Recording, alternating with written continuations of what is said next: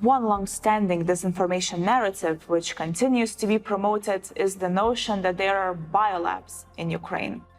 Pro-Kremlin media outlets claim that there are dozens of US-funded biolabs operating in the country, which are meant to develop unknown pathogens and potentially create a bioweapon.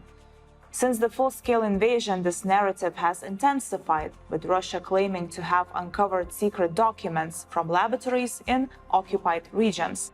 In October 2022, Russia called for an UN investigation into the situation.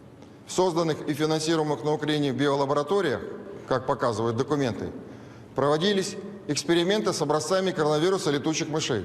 Согласно документам, американская сторона планировала вести на Украине в 2022 году работы по патогенам птиц, летучих мышей и рептилий с дальнейшим переходом к изучению возможности переноса ими африканской чумы свиней и сибирской язвы.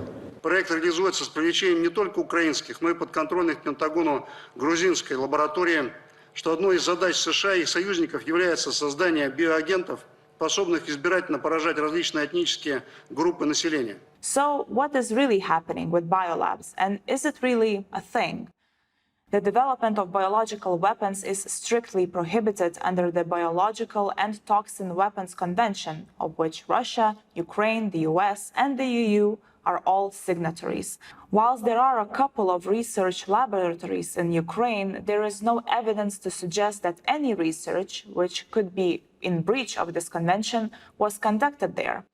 Ukraine has the right to carry out biological research for peaceful purposes, including for public health. As for the investigation brought to the UN, it was on the grounds of insufficient evidence. A group of biologists who examined the evidence that Russia presented stated that it did not imply any development of a biological weapon or even the use of particularly dangerous pathogens in these laboratories.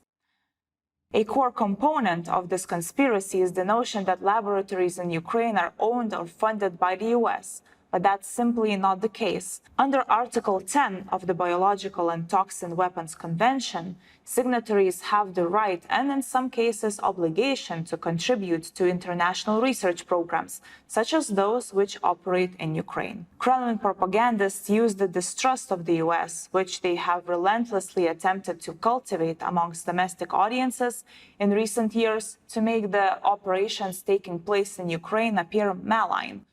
Ultimately, this disinformation narrative is designed to justify the invasion and create fear of Ukraine, as well as to drum up the potential for the war to escalate. Thanks for watching. You can find all of our analysis on debunk.org website, subscribe to catch our latest videos, and also follow us on our social media channels.